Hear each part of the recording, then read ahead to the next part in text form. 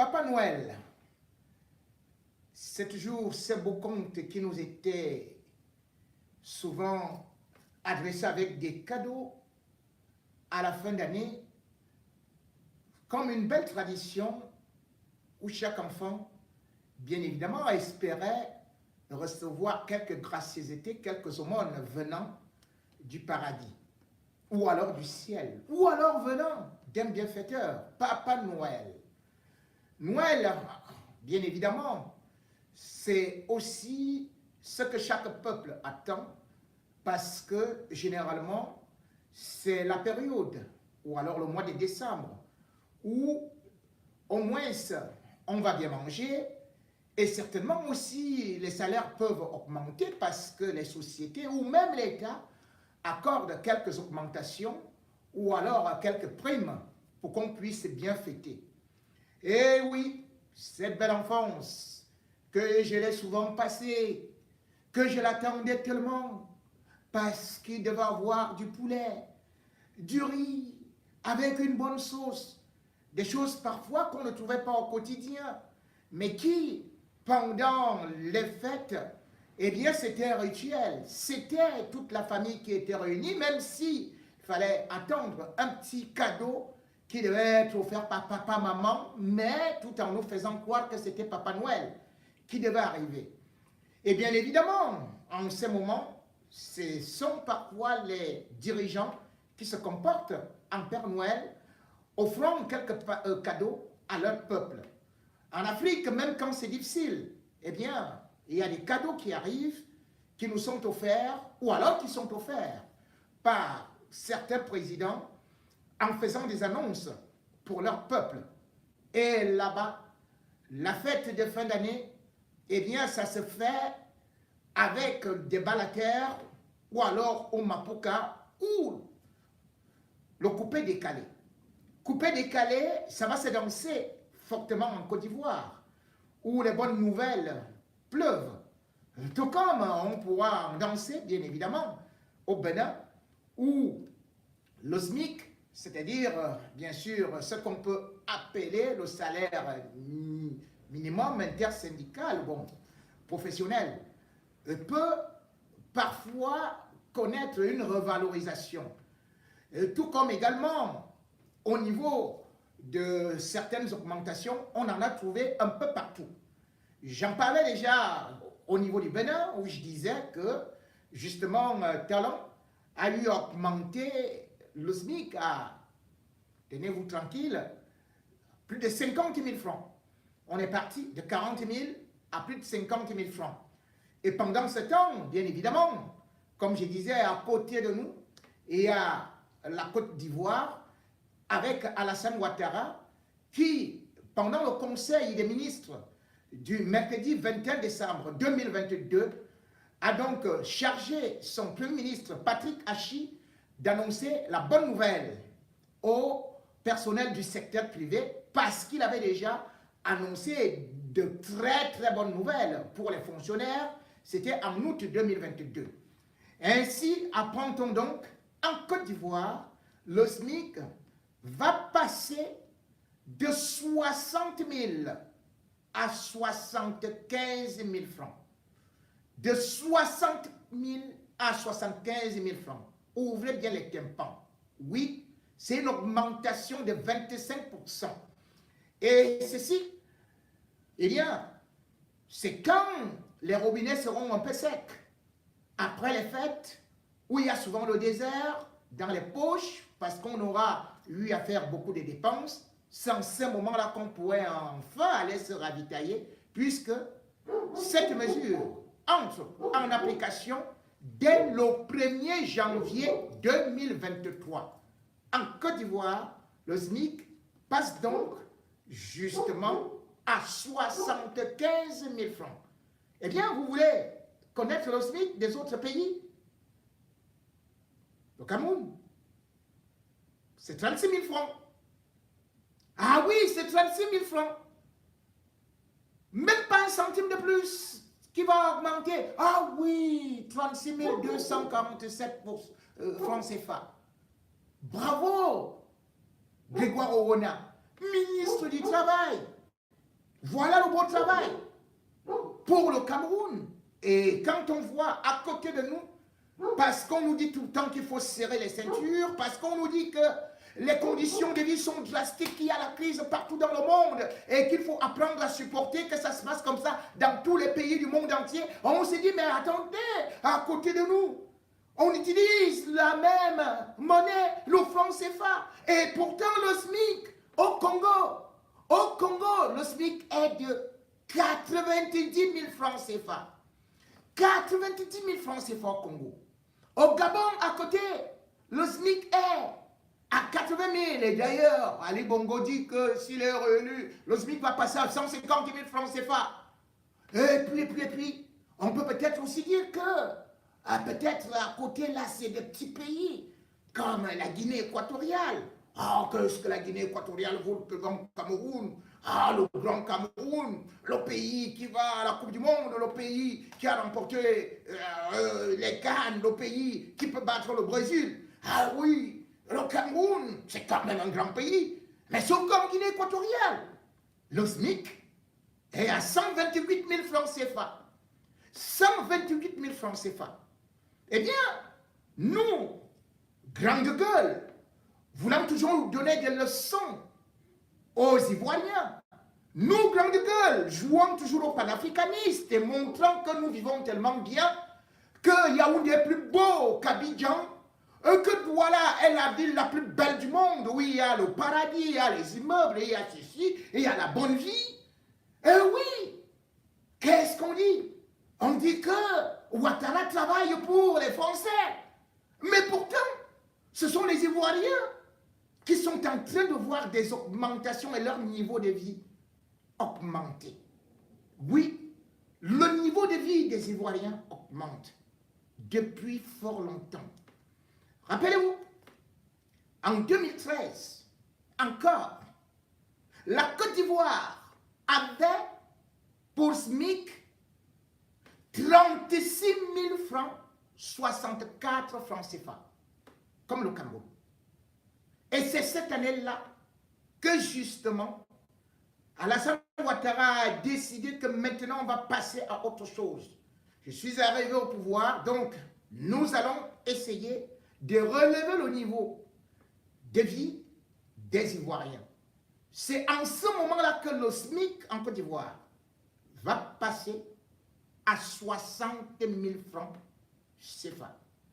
Et au niveau des salaires, qui étaient bloqués pratiquement depuis la période, depuis une certaine période, je ne vais pas dire depuis les indépendances, Alassane Ouattara avait dit, nous allons essayer d'augmenter le salaire des enseignants, du corps médical, des fonctionnaires. Et qu'est-ce qu'on a donc vu? Oui, à partir de 2014-2015, l'État ivoirien a dépensé pour l'augmentation des salaires 616 milliards. Ainsi, une seule femme qui était au dernier niveau de la médecine, c'est-à-dire ce qu'on peut appeler les aides-soignantes, est passée de 222 000 francs CFA à 390 000 le mois. Oui, en Côte d'Ivoire, 390 000. Et ce, depuis pratiquement 2015. Je ne compte pas les nouvelles augmentations. Oui, les petits enseignants qu'on maltraite au Cameroun, que même pour être, ne serait-ce que reconnu à la fonction publique, être intégré, on a vu d'autres mourir après avoir servi pendant 20 ans. En Côte d'Ivoire, les 38 000 fonctionnaires, justement, eux, ont plutôt vu des primes augmenter, surtout à partir de l'école primaire. On a vu les enseignants de l'école primaire passer à 375 000 francs. Les enseignants du secondaire passaient à 511 000 francs CFA. J'ai dit bien 511 000 francs CFA.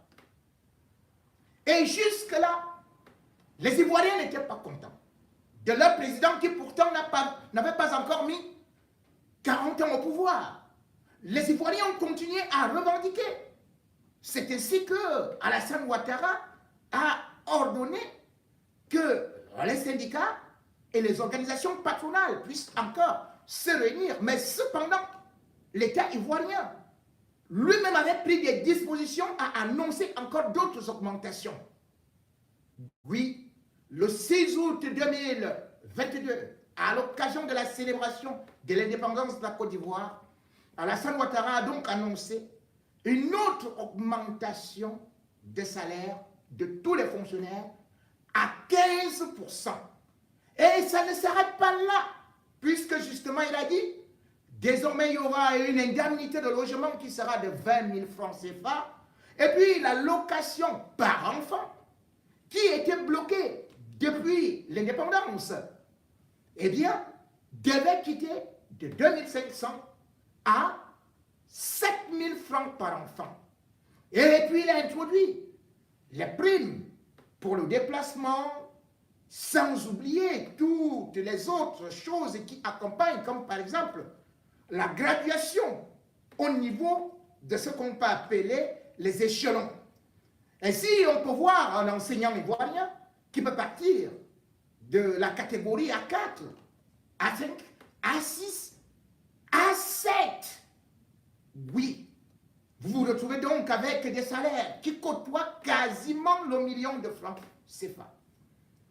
Combien touche un enseignant universitaire au Cameroun?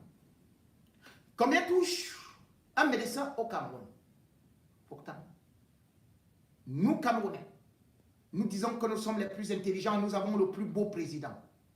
Nous avons le plus grand panafricaniste qui sait prononcer les plus beaux discours. Et dans tout ça, oui, nous sommes les plus pauvres.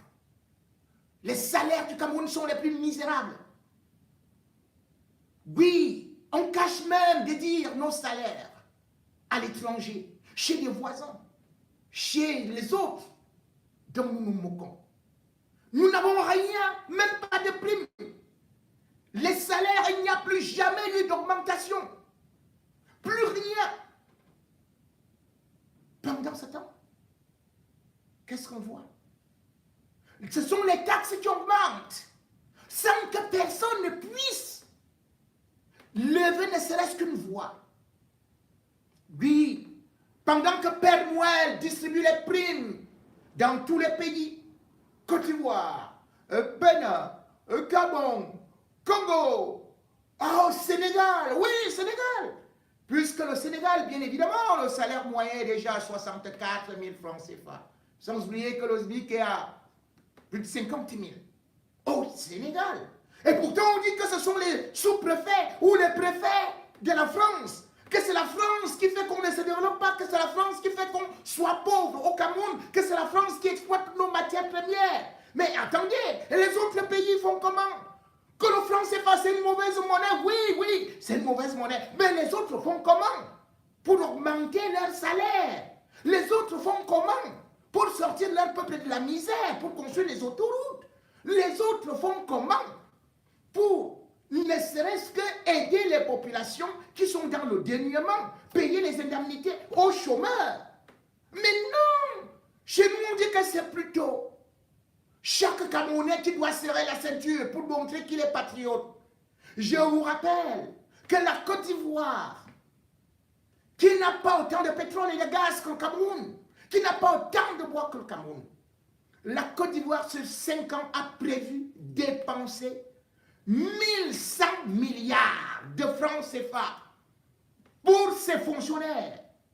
Rien que l'État. Je ne parle pas du secteur privé.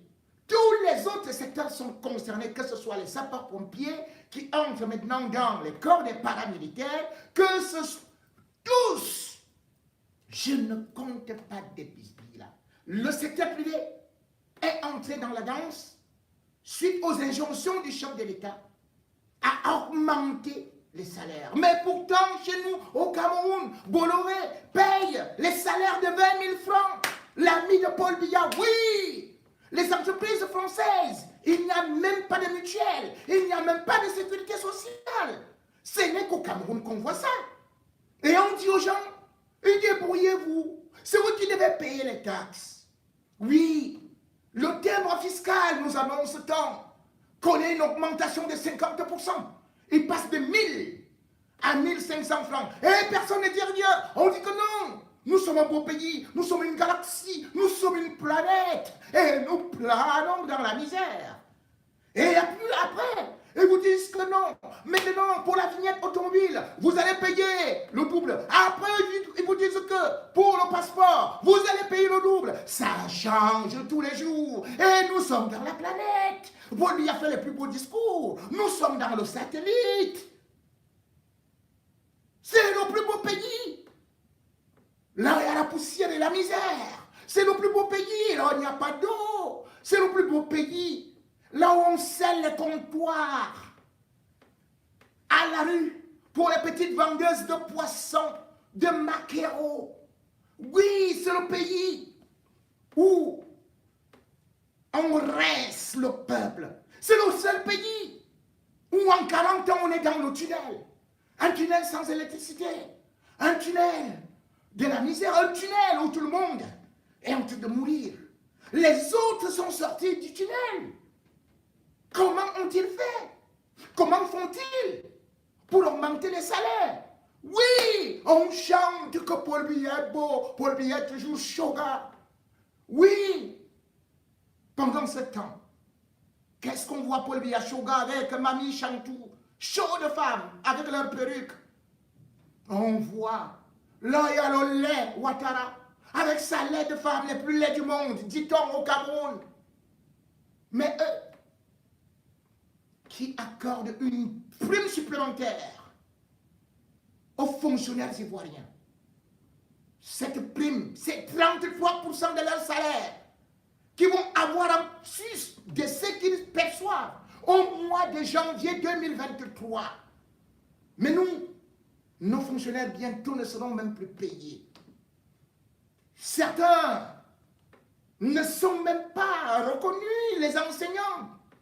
On dit qu'ils ne sont pas patriotes parce qu'ils revendiquent leur salaire de catéchiste. Et puis, partout dans la rue, on dit maintenant que ce sont les Ben Skinner qui doivent payer. Ah oui, leurs motos seront immatriculés, comme ça il y aura la sécurité. Oui, immatriculation. Mais cependant, il faut aller payer dans les caisses de l'État. Misère sur misère, on ajoute. Ah oui, voilà la technique. Ils ont dit que pour la sécurité, parce que maintenant il y a les microbes, la seule façon c'est de stopper d'abord les motos taximans. Les motos taximans pour qu'ils reviennent. Et oui, c'est l'immatriculation qu'ils vont mettre. Et ce sera la sécurité de Mange-Mille. Puisque c'est le Mange-Mille qui va demander, oh toi, ton immatriculation là, ça c'est LT, toi, non, c'est mal écrit. La lettre ici est renversée. Donc, amende de 1000, donne 1000. Voilà leur cadeau de Noël qu'on vient de leur offrir. La misère sur la misère.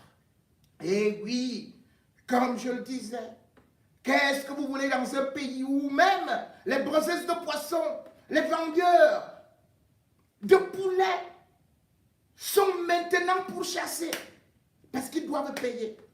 Aujourd'hui, lorsqu'on regarde, ne serait-ce qu'à Douala, un poulet d'hier coûtait 3500 francs, ce qui était déjà très élevé par rapport à un salaire de misère. Mais ce poulet a doublé. Il est allé à 7000 francs CFA. Et il est maigre comme ça, puisque le poulet lui-même, il a faim. Il n'y a plus de graines de maïs, il n'y a plus rien. Et puis, le poulet qui essaie quand même de faire quoi. On dit non, celui-là, il est gros. Touche un peu la touche comme ça là. Après, tu vois tout simplement les plumes. On dit 15 000 francs. 15 000 francs pour un poulet. Mesdames et messieurs, c'est au Cameroun. Pour un SMIC de 36 000 francs, donc 2 poulets, vous avez terminé. Il n'y a plus l'argent pour l'huile.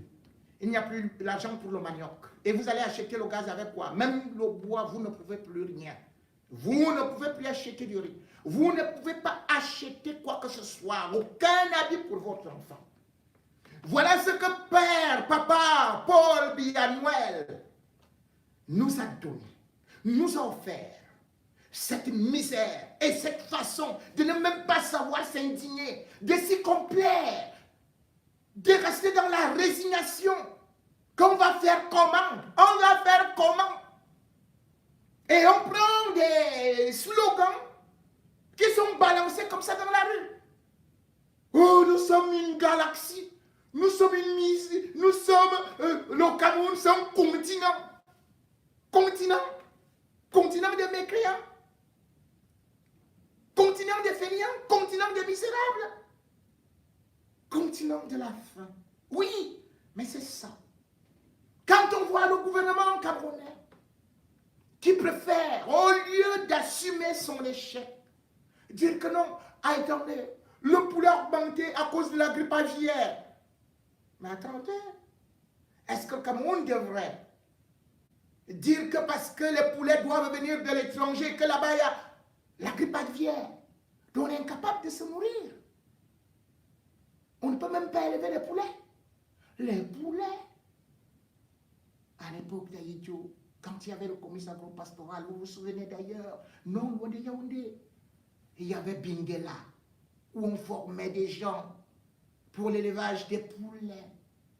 Le poulet, ça se distribuait partout en Afrique. C'est le Cameroun qui ravitaillait partout aujourd'hui. Le Gabon ravitaille le Cameroun même sur l'huile de palme. Et l'huile de palme qui est faite au Cameroun, eh bien, Bolloré l'utilise plutôt pour exporter. Le riz, c'est le Cameroun qui donnait ça partout en Afrique. Aujourd'hui, le riz nous vient de la Chine. Et le riz que les Chinois font au Cameroun, grâce aux terres qui leur ont été offertes par Paul Biya, ce riz-là s'en va en Chine. Planète de misère. Planète inconsciente. Planète où pratiquement rien ne nous appartient plus, même nos terres. Planète où aujourd'hui on devrait tout simplement aller manger dans des poubelles. Oui, dans nos vieilles poubelles.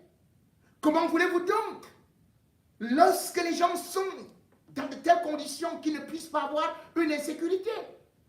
L'insécurité ne vient pas tout simplement de ces matières. L'insécurité commence par un déficit alimentaire. C'est ce qu'on appelle l'insécurité alimentaire. Cette insécurité alimentaire qui crée, bien évidemment,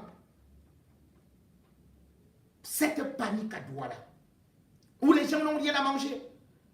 Oui, ce gouvernement a fait, à force de voler, ils sont partis, ils ont cassé des maisons des gens pour récupérer les terres, offrir ça, s'offrir ça à eux-mêmes ou à leurs frères. Ils n'ont même pas déménagé, ils n'ont même pas cherché, ne serait-ce qu'à dédommager ces familles-là. Voilà un gouvernement qui a débauché des fonctionnaires par milliers, 50 000 personnes. Fonctionnaires et les gens des sociétés étatiques, publiques ou parapubliques. Ces sociétés qui existaient et qui n'existent plus. Voici donc un moment où il faut annoncer les bonnes nouvelles. Vous ne verrez jamais Paul Biya dire que je vais augmenter tel ou tel. C'est toujours que maintenant, il y a ceci pour, une fois de plus, augmenter la pression fiscale. Pour essayer encore une fois de plus de pousser un peuple à bout. Et puis, au petit compte, on voit Tanganji qui arrive avec le gros yeux. Le voleur des tests Covid. Le bandit en chef. Qui va dire que non, nous savons ce qui se cache derrière les microbes de gloire. Ce sont des personnes tapies dans l'ombre. C'est la misère qui est tapie dans l'ombre. Et c'est elle qui revient là, comme lors des émeutes de Douala. C'est la misère qui provoque la guerre. On ne peut pas accepter qu'il y ait un parterre de quelques personnalités, des milliardaires, qui vivent ainsi, au-dessus du lot, qui sont dans des palaces, dans des quartiers dignes des films où vous allez entendre les noms, les Santa Barbara, tous ces consorts. Pendant que les autres vivent dans les Mokolobiloabi et tout. Des noms incroyables, impitoyables. Comment peut-on vivre ainsi? Père Noël, en Côte d'Ivoire, c'est aussi ça, c'est aussi là où on reconnaît un vrai chef d'État. Un vrai chef d'État, ce n'est pas celui-là qui va chanter toujours à l'étranger, jamais chez lui. Un chef d'État, c'est lui qui fait évoluer son pays. Et on voit les échangeurs, on voit les routes, on voit les hôpitaux, on voit surtout les augmentations des salaires, on voit la maîtrise de l'inflation. C'est à partir de là qu'on juge un chef d'État. Et non un chef d'État qui est incapable de pouvoir faire quelque chose dans son village. Mais qui parle aux États-Unis, parle de satellites, parle au nom de l'Afrique, mais il parle de quelle Afrique? Les 18 pays francophones d'Afrique, eh bien, leur salaire moyen est à 62 745 francs CFA. Quel est le salaire moyen au Cameroun? Le Cameroun est à la remorque, dernier des derniers. La seule chose où le Cameroun est premier, c'est toujours pour la traque des opposants, des journalistes. C'est là où le Cameroun est premier ex-aequo avec le Seychelles. Premier parce qu'il n'y a pas de liberté. Premier parce que ceux qui font semblant de chanter au nom de la liberté ne sont que des petits mendiants qui se nourrissent de quelques miettes que le gouvernement leur jette pour venir raconter des mensonges, endormir les populations qui sont dans une planète. Et comme ils n'ont jamais voyagé, comme ils n'ont jamais vu la réalité d'ailleurs, ils croient que leur pays est meilleur, ils croient que leur pays est un paradis, parce qu'ils ne sont pas partis ailleurs. S'ils seraient partis ailleurs, ils comprendraient dans quelle misère ils sont. Ils comprendraient que vivre dans l'obscurité et danser quand l'électricité arrive, ou bien veiller toute une nuit pour avoir quelques gouttes d'eau, ça veut tout simplement dire que ce pays-là a reculé. Ce pays-là ne vaut plus rien. Et quand le pays ne vaut plus rien, au lieu de chercher ceux qui ont ruiné ce pays-là, au lieu de chercher les plus grands bandits, on cherche quelques boucs émissaires, on les jette à la vindicte populaire en les présentant comme des grands détourneurs de deniers publics. Et le petit peuple a applaudi. Comme dans l'Antiquité, comme dans l'Ancien Testament. Oui, parce que Saoul, oui, c'est ça, Paul. L'apôtre Paul, quand il était encore criminel, c'est ce qu'il faisait. Sacrifier toujours des chrétiens, sacrifier les innocents. Et c'est ce que Paul Biya ne fait que faire. L'apôtre Saoul, pour bien évidemment le fête de Noël, vous a donc offert, bien évidemment, un sacrifice. Quelques têtes de journalistes, quelques têtes d'hommes politiques, et le peuple a applaudi que oui, Amadou Vamoulke, ce journaliste qui certainement a ruiné le Cameroun, oui, c'est lui qui a ruiné le Cameroun, ou encore, on va vous présenter tel autre, en disant que c'est lui le plus grand bandit qui veut déstabiliser le pays, et on va applaudir qu'il est condamné pour 25 ans, pour 50 ans. C'est ainsi que ça fonctionne depuis 40 ans. 40 ans de pouvoir, 40 ans de tyrannie, 40 ans d'injustice, 40 ans de manipulation, 40 ans de faim et 40 ans à combattre ceux qui au moins ont encore une crédibilité, une notoriété, une probité morale et qui ont refusé de manger avec eux. Lorsque vous êtes parmi des anthropophages, bien évidemment, si vous refusez de manger de la chair humaine, et ils finiront par vous manger vous-même. Ça, c'est l'un des plaidoyers d'Amadou Vamoulke. Le Cameroun, c'est donc un pays d'anthropophage. Mangeons pendant la fête de Noël, pendant le réveillon du 31 décembre. Oui, c'est mon sang. Prenez et buvez. C'est ce qui se fait au palais d'Etoudi. ceci est ma chair, prenez et mangez. C'est ce qui se fait dans tous les quartiers où ces grands-là mangent de la chair humaine pour garder leur pouvoir. Et bien évidemment, vous, pauvres peuples, c'est vous qui serez toujours sacrifiés pour ces belles fêtes de fin d'année.